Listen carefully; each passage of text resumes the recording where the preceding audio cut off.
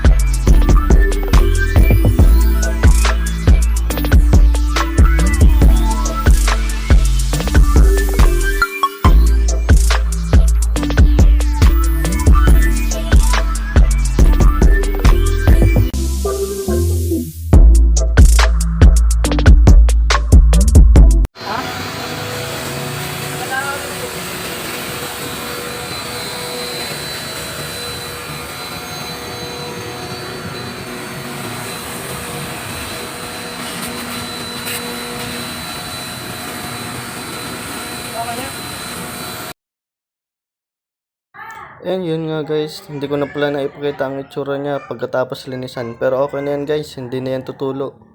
And ready to use na yan. Inaayos ko na lang pala ang supply niya dyan guys, and ready na yan.